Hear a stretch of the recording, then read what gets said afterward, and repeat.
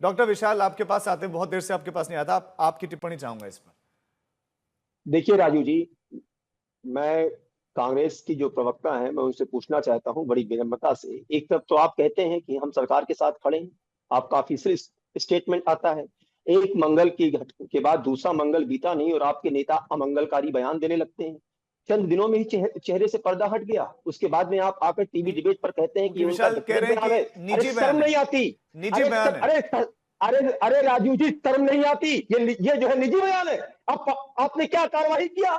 एक नेता हो तो एक की बात की जाए, अरे भाई, लेटा पे लेटा ये आपके बताइए मुख्यमंत्री क्या मुंबई बयान में देते जब हैं? हमला हुआ क्योंकि था, कोई विकल्प नहीं है। नहीं वही नहीं, बयान दे रहे मुंबई हैं जो में जब पाकिस्तान हमला दे रहा हुआ है, था, और फिर आप कहते हैं तब कि ये उनका बताइए व्यक्तिगत ना बयान कौन है। राजनीति कर रहा राष्ट्रीय था? सुरक्षा से भी बड़ी कोई चीज किसको होती चैलेंज है, देता है? एक दिन राष्ट्र वो प्रेस प्रेम से भी बड़ी कॉन्फ्रेंस कोई कर चीज रहा था, होती है।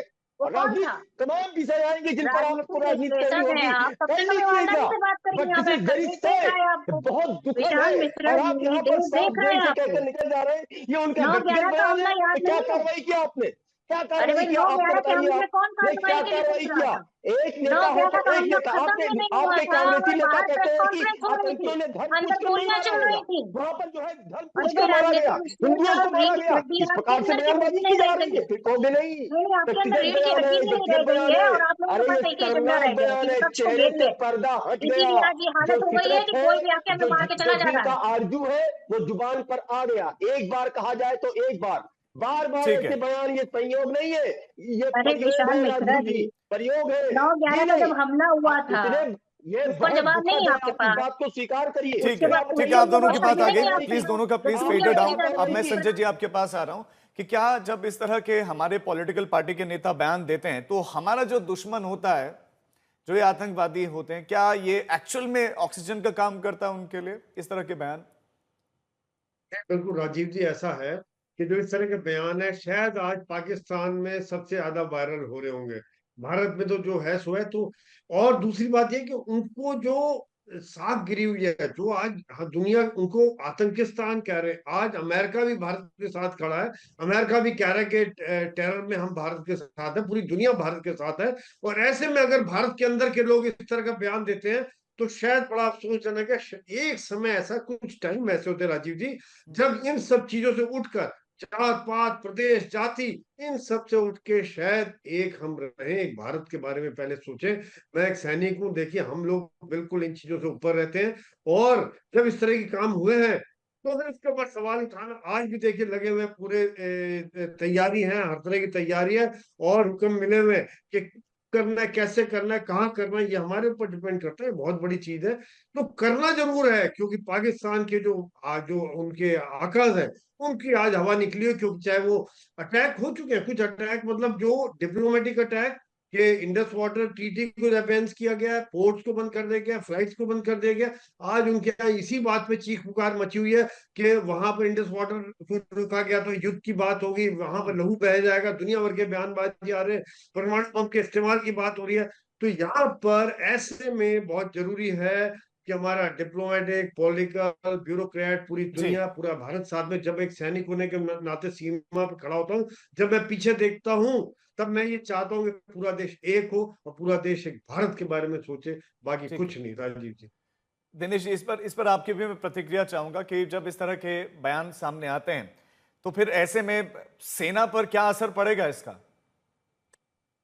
देखिए राजीव, मैं बिल्कुल साफ सुथरी बात करना चाहूंगा कि हाँ, प्रियंका जी बिल्कुल सही बात कह रहे हैं कि अगर आप कोई हमारे को इस्तेमाल करके आप लोग राजनीति करोगे तो हमारा इसमें अपमान है, कोई सम्मान नहीं है।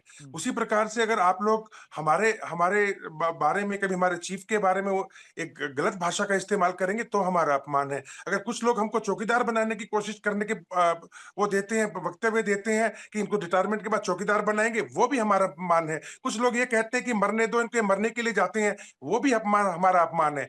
आप आज मैं बिल्कुल साफ सुथरी भाषा में कहना चाहूंगा राजीव, आज की जो पार्टी पक्ष की राजनीति चल रही है पिछले 3 दशकों से, इन्होंने, इनमें से कोई आदमी सेना का सम्मान नहीं करता। ये सिर्फ टीवी पे आके सेना सेना करते हैं। अंदरूनी तौर से देखा जाए तो मैं आपको, हम जब जो फौजी हम लोग फील ठीक है करते हैं और जी। जो हम लोग देख रहे हैं, कोई भी पार्टी पक्ष अपनी भारतीय सेना जो कि इनकी ठीक नहीं है, है, देशवासियों की है, उसका सम्मान मन से सेना और का हर सम्मान तन से नहीं बिल्कुल करते। दिनेश जी होना चाहिए, हम इस बात से बिल्कुल सहमत हैं। चूंकि समय की कमी है, शहजाद आपके पास आते हुए कि क्या राजनीति से प्रेरित है ये बयान, माइनॉरिटी के लिए दिए जा रहे हैं, और क्या माइनॉरिटी को इस तरह के बयान पसंद आएंगे?